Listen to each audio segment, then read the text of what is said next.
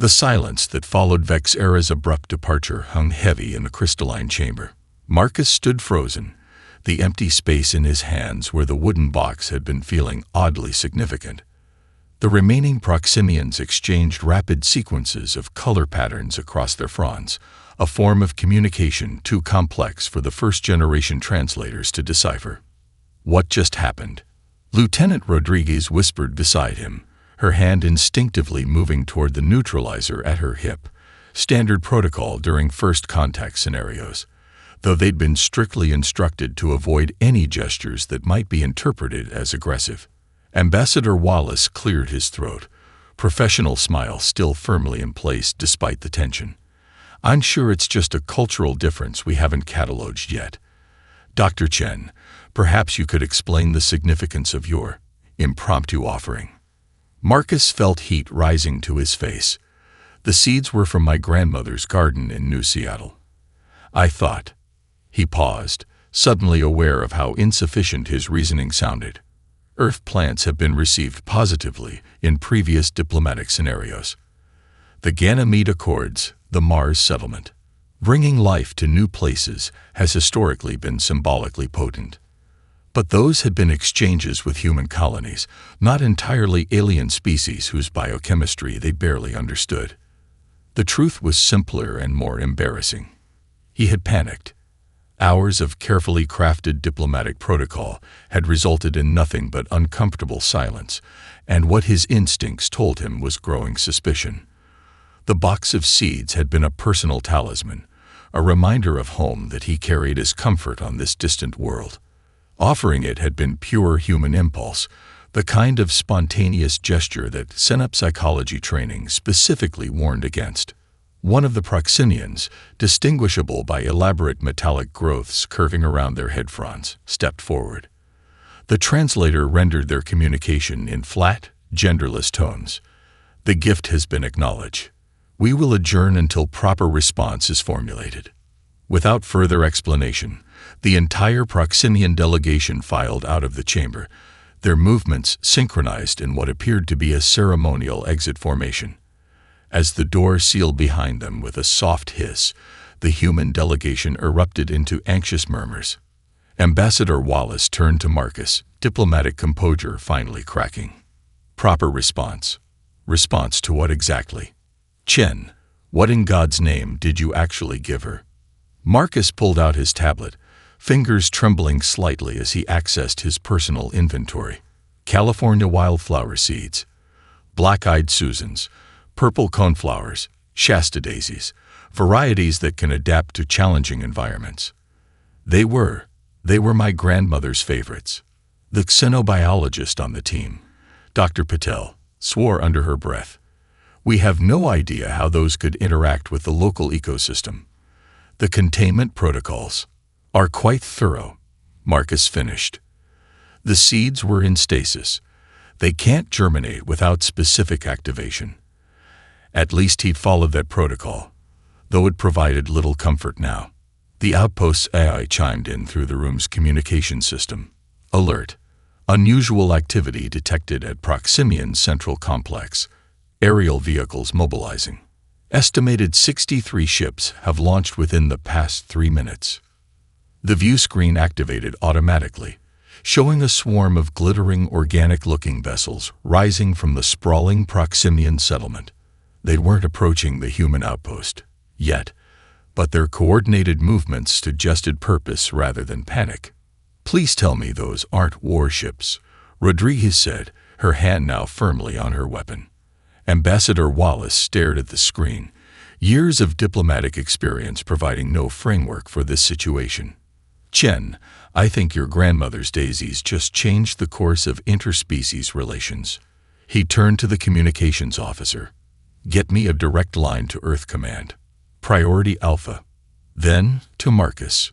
You'd better hope you didn't just start the world's first interstellar war with a gardening kit. Marcus watched the ships form intricate patterns in the amber sky, his stomach knotting with dread. What had seemed like a simple, human gesture of friendship had clearly crossed into territory he couldn't begin to understand. Whatever significance the Proximians had assigned to his gift, One thing was becoming terrifyingly clear.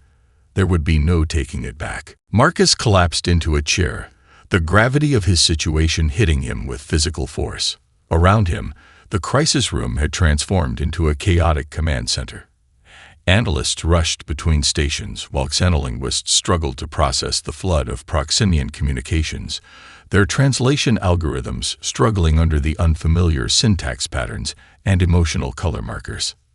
"This can't be happening," he muttered, rubbing his temples. "There has to be a diplomatic way out." Ambassador Lee, a veteran of 3 first contact scenarios, approached with a datapad displaying what appeared to be ceremonial imagery. The Proximians have a highly structured society built around biological exchange. Their entire concept of relationships, political, social, even economic, revolves around the sharing of genetic material. She swiped to display a complex diagram of Proximian social hierarchies. "And you just offered Earth's genetic material to a member of their royal lineage." "But I didn't know," Marcus protested. "Exactly the problem," Director Collins interjected, his weathered face grim in the blue glow of emergency lighting. "To them, ignorance of such a fundamental concept is more terrifying than deliberate aggression. It would be like encountering a species that doesn't understand why randomly shooting people is problematic." A junior analyst rushed over, her eyes wide. "Sir, we're receiving visual feed from the Proximian Central Complex. They're preparing some kind of ceremony." The main screen flickered to life, showing an enormous amphitheater filled with thousands of Proximians.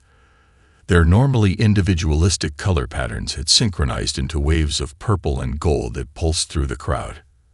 At the center stood Vexera, her form now adorned with elaborate living ornaments that extended her natural fronds into sweeping, crystalline structures. Beside her stood an empty platform, clearly meant for someone else. "They're waiting for you," Ambassador Lee said quietly. "That's a binding circle. Their equivalent of, well, a wedding altar." Marcus felt the blood drain from his face. There has to be a way to explain this was a misunderstanding. A xenolinguist looked up from her station, face pale. "Sir, I've been analyzing their language constructs around the concept of misunderstanding. In Proximian culture, claiming ignorance after a formal gift exchange is categorized as a truth severing. The closest human equivalent would be," she hesitated, "a deliberate insult combined with a declaration of hostile intent. So if I try to back out, it's essentially a declaration of war?" Marcus asked, his voice hollow. Director Collins nodded grimly. "And considering their technological capabilities, particularly their bioweapons, that's not a war we're equipped to fight." On the screen, the Proximian crowd synchronized patterns accelerated, their anticipation palpable even across species barriers. Marcus noticed smaller Proximians, perhaps children, releasing floating bioluminescent spores that drifted upward like celebratory confetti. "Could we claim diplomatic immunity? Say it was an unauthorized action," he suggested desperately. Ambassador Lee shook her head. "Too late. Our surveillance shows Vexera has already undergone the acceptance ritual. The binding is considered activated the moment she took possession of your gift." The outpost's AI chimed in. "Incoming transmission from Proximian Royal Guild. Translation processing. They request the presence of Seed Giver Chen at the Grand Confluence immediately. Refusal is, the translation suggests, not within acceptable parameters." Marcus stared at the screen, at the thousands of aliens waiting expectantly for his arrival, at Vexera standing regally in ceremonial attire, at the empty space beside her that he was now apparently destined to fill. "So my options are to either marry the alien princess or start an interplanetary war?" he asked incredulously. Director Collins clapped him on the shoulder with grim finality. "Congratulations on your engagement, Dr. Chen. Let's get you dressed for your wedding. The fate of human Proximian relations rests on you not tripping over your vows." As the staff scrambled to prepare him, Marcus caught a glimpse of his reflection in a darkened screen, a terrified xenanthropologist about to become the first human married into alien royalty, all because he offered someone a handful of wildflower seeds. Somewhere in the universe, he thought darkly, his grandmother was probably laughing. The Proximian attendants finished their ministrations, stepping back to admire their handiwork. Marcus felt like a walking garden display, his environmental suit now covered with intricate patterns of living pollen and what appeared to be dormant spores arranged in symbolic patterns. The weight of the ceremonial adornments was nothing compared to the weight of responsibility pressing down on his shoulders. One attendant, smaller than the others with pale blue fronds, approached with what looked like a living crown, delicate tendrils that pulsed with gentle bioluminescence. It hovered near Marcus's head, clearly meant to be worn, but he hesitated. "It won't harm you," Vexera said, noticing his apprehension. "The symbiotic circlet is programmed to remain dormant against non-photosynthetic tissue." Marcus took a deep breath and nodded, allowing the attendant to place the living crown on his head. It settled with surprising lightness, tendrils arranging themselves without actually touching his skin, maintaining a microscopic distance that his scientific curiosity found fascinating despite the circumstances. "How does it know to do that?" he asked, genuine interest momentarily overriding his anxiety. A flicker of what might have been surprise crossed Vexera's features. "Proximity sensing. All life on our world evolved with awareness of compatible and incompatible biologies." She tilted her head, studying him. "Your interest seems sincere." "It is," Marcus admitted. "I became a xenanthropologist because I'm fascinated by how different species develop and interact. Your biological technology is remarkable." For the first time, Vexera's rigid formal posture softened slightly. Most species we've encountered prioritize mechanical solutions, seeing biology as primitive. "Not primitive," Marcus responded, carefully choosing his words. "Just following a different evolutionary path. Humans started with mechanical tools because we lacked the biological advantages your species developed. We had to externalize our capabilities." The attendants withdrew, leaving them in a moment of unexpected privacy.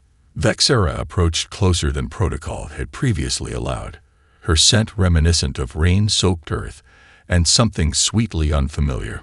"You continue your strategic performance even in private," she observed.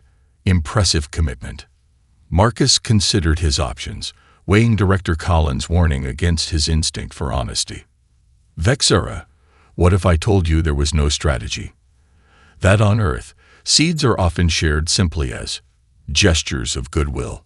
Her frond stiffened, colors shifting to a deeper, more cautious hue. "Then I would be concerned about allowing such an unpredictable species access to our world." Her voice lowered. "A species that acts without understanding consequences is more dangerous than one with malicious intent. The former cannot even be negotiated with reliably." The truth hit Marcus with startling clarity. Admitting humanity's cultural ignorance wouldn't just embarrass him. It would fundamentally undermine the Proximians' willingness to engage with humans at all. A strategic genius could be reasoned with. A blundering fool stepping randomly through cultural landmines was unpredictable and dangerous. "I see," he said quietly, the weight of his responsibility settling even more heavily. He wasn't just protecting his own reputation, or even the diplomatic mission. He was safeguarding humanity's entire relationship with an advanced spacefaring civilization. Vexera's fronds relaxed slightly. "The binding ceremony begins soon. The matriarch herself will preside." She hesitated, then added, "She rarely attends such functions. Your gesture has generated significant interest. I hope I don't disappoint," Marcus said, surprising himself with how genuine the statement felt. "Follow the guidance of your attendants, speak when prompted, and remain still during the confluence." Her voice softened almost imperceptibly. "It will be overwhelming for non-Proximian neurology, but not harmful." It was the first hint of actual concern for his well-being she had shown, and Marcus found it oddly touching. "Thank you for the warning." A chime sounded, its resonance felt rather than heard. Vexera's posture returned to formal rigidity. It is time. Remember, this union isn't just between us. It symbolizes the first formal bond between our worlds. Her eyes, those obsidian depths, fixed on his. History will remember this day. Seed Giver Chen. Let us ensure it remembers favorably. As the massive doors began to open, revealing a glimpse of the waiting multitudes beyond, Marcus straightened his shoulders and stepped forward beside his alien bride-to-be, wondering just how thoroughly his impromptu gift had rewritten his life, and potentially the future of human-alien relations. Marcus shivered as the cool night air hit his skin. The environmental suit's atmospheric regulators struggled to compensate for Proxima's higher humidity levels, creating an uncomfortably clammy sensation against his body. He barely noticed the discomfort as he surveyed the devastation before him. The ceremonial garden, which had become the centerpiece of human Proximian relations over the past week, lay in ruins. Earth flowers had been viciously uprooted, their delicate stems broken and scattered across the ornate nutrient beds. The specialized soil mixture, carefully calibrated by both human and Proximian scientists to support Earth flora, had been disrupted and contaminated with what appeared to be some kind of chemical agent.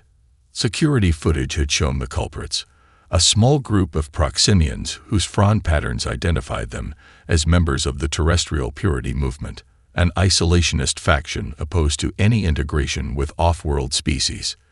The diplomatic team had urged Marcus to report the incident immediately, arguing that such sabotage constituted a serious security breach. Instead, he found himself on his knees in the alien soil at midnight, painstakingly gathering scattered seedlings. His environmental gloves made the delicate work clumsier than he would have liked, but he couldn't risk direct skin contact with the unknown contaminants. "You still remember how to plant these," he murmured to himself, carefully placing a broken black-eyed Susan stem into a nutrient pouch. His grandmother had taught him proper transplanting techniques during childhood summers in New Seattle, knowledge he never imagined would become critical to interplanetary diplomacy. The shadows shifted subtly near the garden's edge. Marcus froze, suddenly aware he might not be alone. His hand moved toward the emergency beacon at his belt, then stopped. The pattern of movement wasn't consistent with the aggressive postures he'd been trained to recognize. "Is someone there?" he called out softly.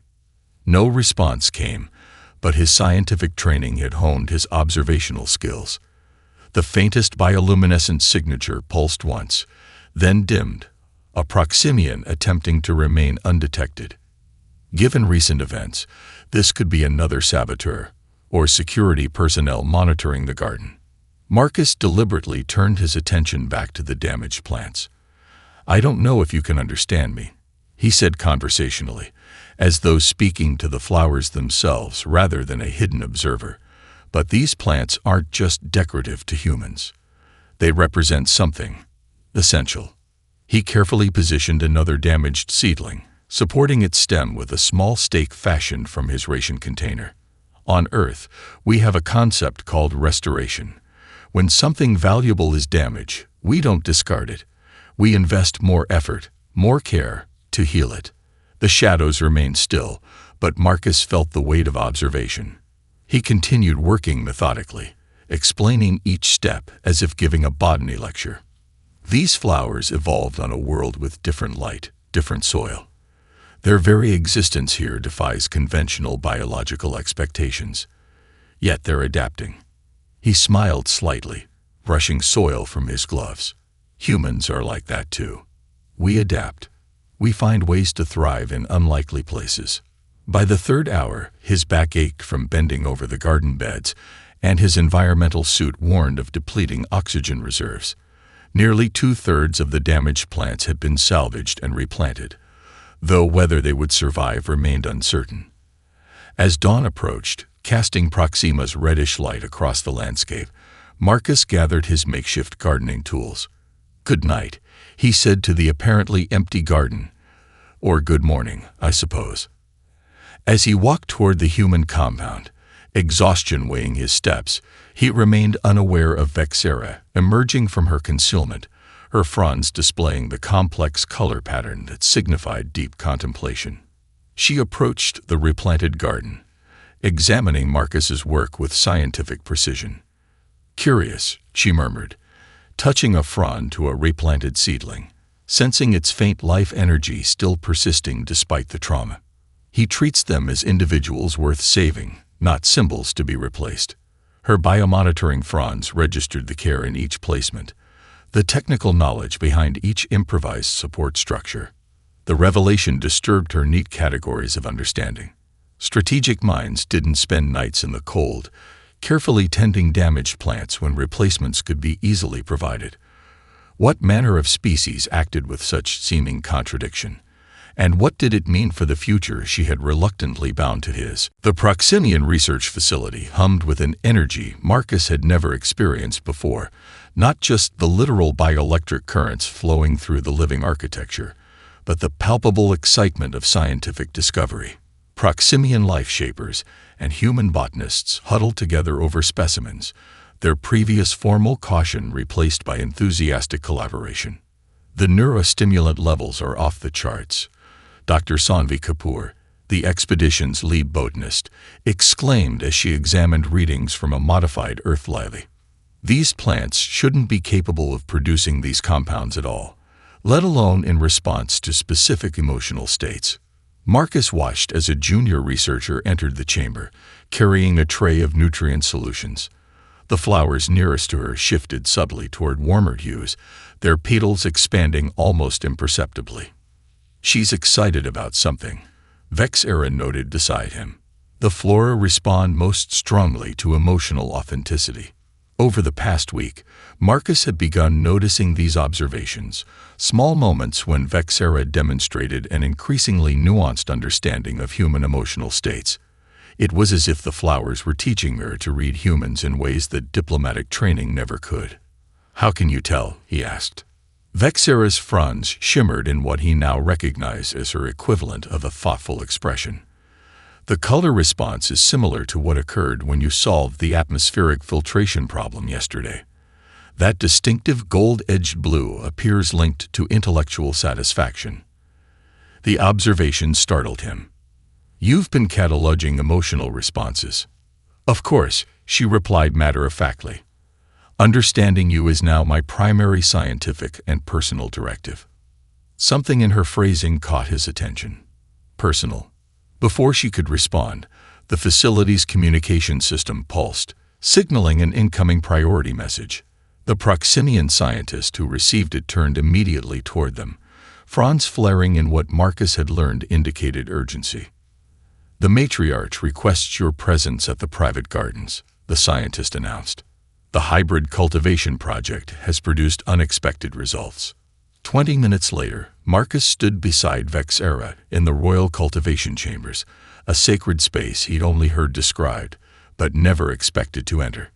Before them, in a specialized growth medium, the first Earth Proximian hybrid seeds had germinated into seedlings unlike anything from either world. "They shouldn't have been viable," the royal cultivator explained, her ancient fronds trembling with excitement. "Cross-planetary hybridization defies all biological precedent." The seedlings pulsed with gentle light, responding to the emotional energy in the room. Their structure resembled earth flowers, but with translucent sections reminiscent of Proximian plant life.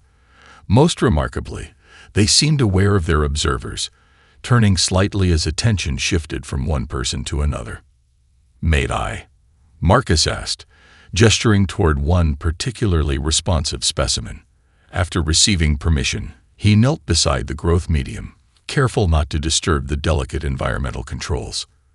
"Hello there," he said softly to the seedling, feeling somewhat foolish speaking to a plant, but following his instinct. The response was immediate and dramatic. The seedling's glow intensified, and it bent perceptibly toward him. More surprising was the effect on the monitoring equipment, which registered a surge of activity that made even the stoic royal cultivator emit a sound of astonishment. "It recognizes you," Vexera said, her voice carrying an unfamiliar tone that Marcus couldn't quite identify. "Not just as a life form, but specifically as you, Seed giver Chen. That's impossible, Marcus replied, scientific skepticism overriding his wonder. Plants don't have memory or recognition capabilities, at least not Earth plants. Yet here we are, Vexera said, kneeling beside him and extending a frond toward the seedling. It responded to her as well, its glow shifting to encompass both of them in what appeared to be a connecting arc of luminescence. The royal cultivator's translating device struggled to capture the complexity of her next statement, but the essence came through clearly. The union ceremony was not merely symbolic. The hybrid creation recognizes both genetic contributors as, there is no precise human term. Perhaps nurture sources. Marcus stared at the seedling, then at Vexera, whose normally controlled expression had softened into something he recognized despite alien features. Wonder. We have created something entirely new, she said quietly, neither fully human nor fully Proxinian, but perhaps better than either alone. For the first time since this accidental diplomatic incident began, Marcus felt something unexpected bloom within him, not resignation or scientific curiosity, but genuine pride in what their unusual partnership had created. The Proxinian Emergency Council chamber pulsed with biometric indicators of distress, walls darkening to absorb excess emotional radiation, ceiling membranes expanding to filter the heightened respiratory output of agitated officials. Marcus had never seen the normally composed Proximian leadership display such obvious alarm. The Tharvax landing parties have established perimeters around 3 major research centers, reported the defense coordinator, her fronds compressed tightly against her body in what Marcus now recognized as a defensive posture. They've deployed atmospheric samplers and genetic sequencers. Their interest appears specifically focused on the hybrid specimens. Vexera's mother, the matriarch herself, occupied the central dais. Unlike her advisors, she maintained rigid control, her ancient fronds displaying only the faintest color fluctuations to betray her concern. How did they detect the hybrids so quickly? She demanded. The first viable specimens emerged mere days ago. The science minister's fronds fluttered anxiously. The energy signatures are distinctive. The Earth-Proximian genetic combination produces unique quantum resonance patterns. We're still studying the phenomenon ourselves. And now the Tharvax are studying it too, Marcus muttered, earning a sharp look from the Proximian diplomatic corps. He still hadn't fully adjusted to the protocols of addressing the Royal Council. Vexera, perhaps sensing his discomfort, spoke for him. Seed giver Chen raises a valid concern. The Tharvax reputation as resource extractors is well documented. If they've identified exploitable properties in our hybrid developments, the strategic implications hung in the air, unspoken but understood by all. The Tharvax civilization had stripped entire worlds of valuable biological material, leaving ecological wastelands in their wake. Marcus studied the tactical displays, noting the systematic pattern of Tharvax deployment.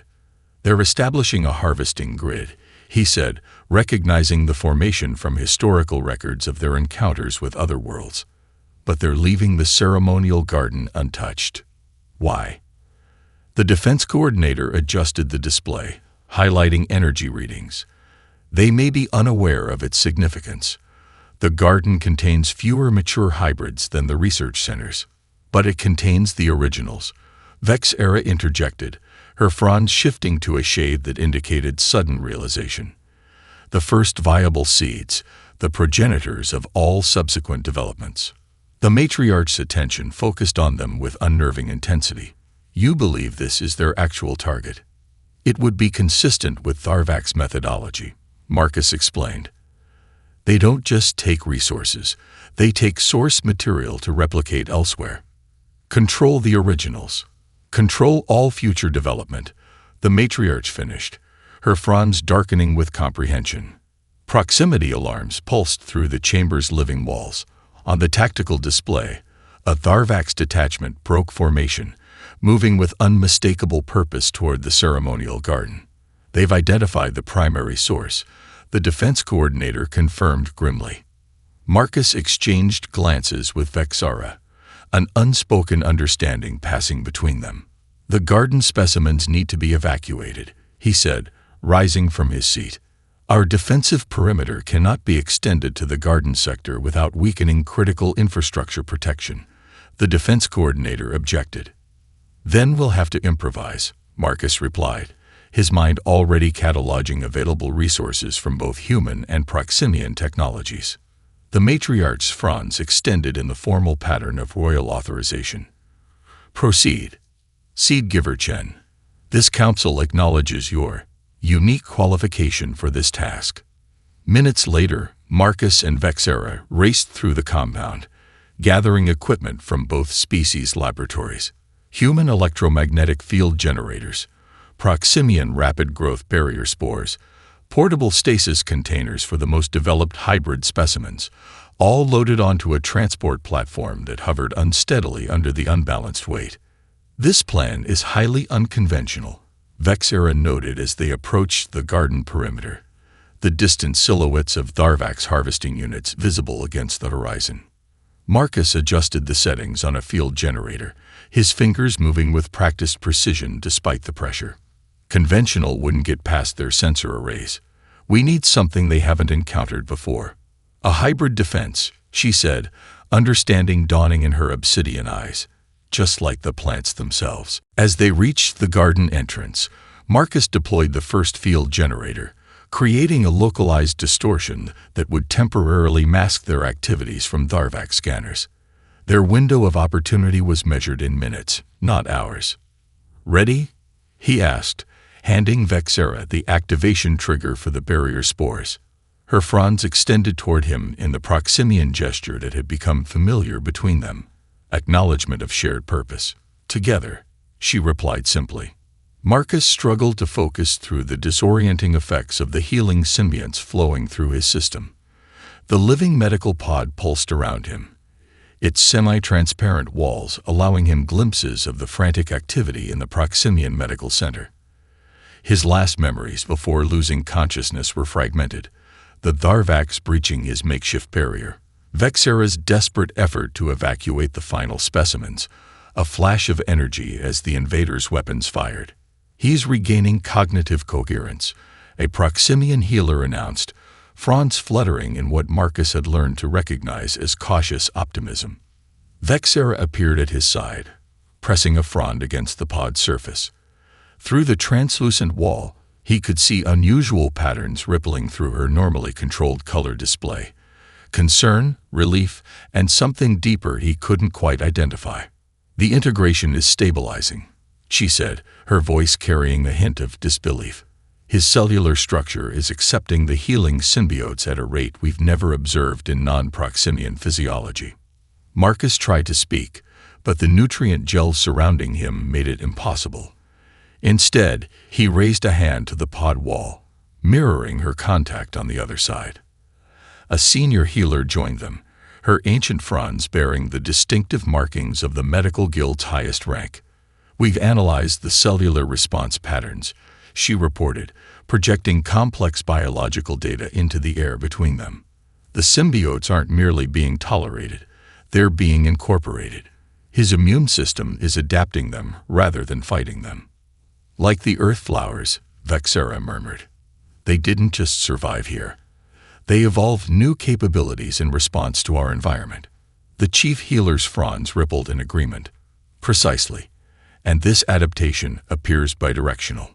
The symbiotes themselves are changing, becoming more effective through exposure to human biochemistry." Marcus watched as they manipulated the data displays, highlighting cellular structures he recognized from his basic xenobiology training. Even through his medical haze, the implications were staggering. After several minutes of technical discussion, the medical team adjusted the pod settings, draining away enough of the nutrient gel to allow him to speak. "The garden," he managed to say, his voice hoarse. "Did we save it?" Vexera's fronds shifted to a gentler configuration. "You ensured the most critical specimens were preserved. The Tharvax obtained some samples, but not the prime genetic lines." "The Tharvax," he prompted, trying to piece together what had happened during his unconsciousness. They maintain orbital position, she explained. Their landing parties have established 3 extraction sites, but their progress has slowed considerably. They appear to be recalculating their approach. The chief healer interjected, her translator rendering her complex emotional tones into clinical precision. Your defense of the garden, while not entirely successful, has provided us with critical data.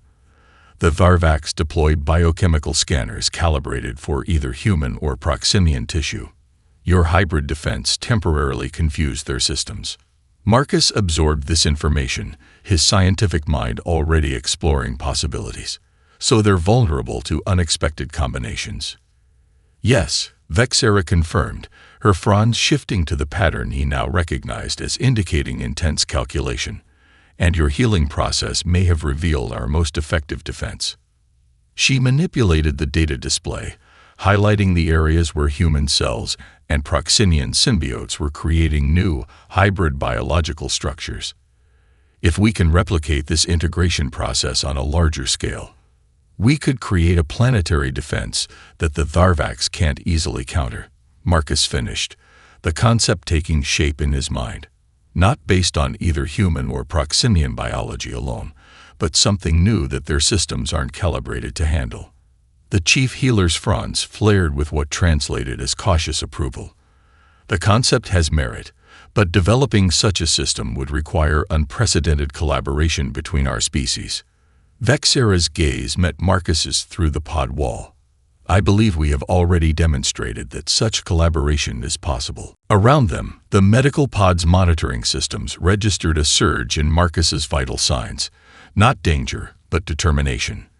Despite his weakened state, his mind raced with ideas, combining human strategic approaches with his growing understanding of proximian biological technologies. I need to speak to both leadership teams, he said, struggling to sit up against the pod's gentle restraints. And I need everything we have on Darvak's physiological vulnerabilities. Vexera's fronds shifted to the royal command pattern, a gesture she rarely employed. Prepare him for transport to the strategic planning chamber, she ordered the medical team. And summon both human and proximian defense councils immediately. The observation platform extended from the tallest spire of the newly constructed Convergence Center, offering a panoramic view of what had once been a small ceremonial garden. Marcus leaned against the railing, still occasionally needing support when standing for extended periods.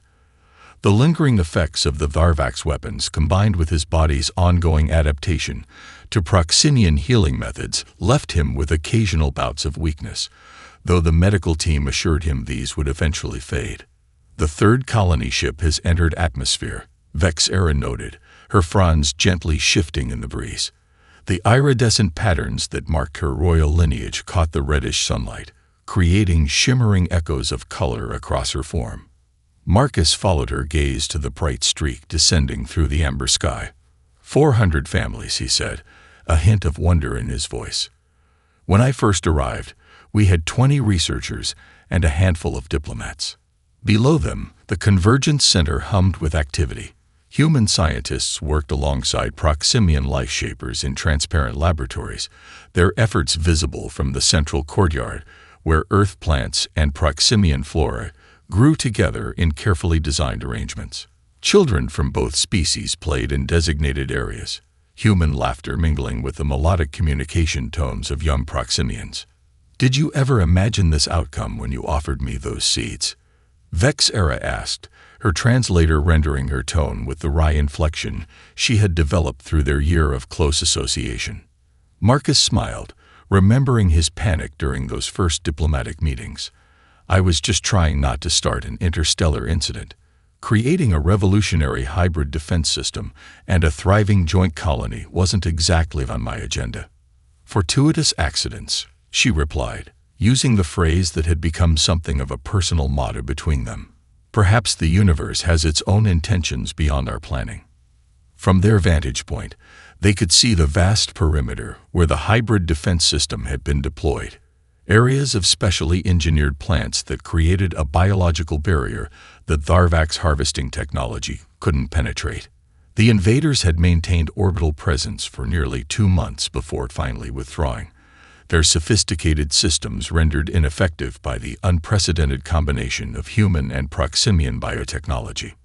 A soft chime sounded, reminding them of the approaching ceremony. As they turned to leave the observation platform, a young Proximian researcher approached, carrying a ceremonial container that pulsed with gentle bioluminescence.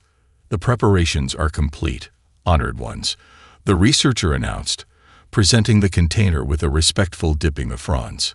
Inside, nestled in a specialized growth medium, lay a collection of seeds unlike any that had existed before, the culmination of a year's intensive research.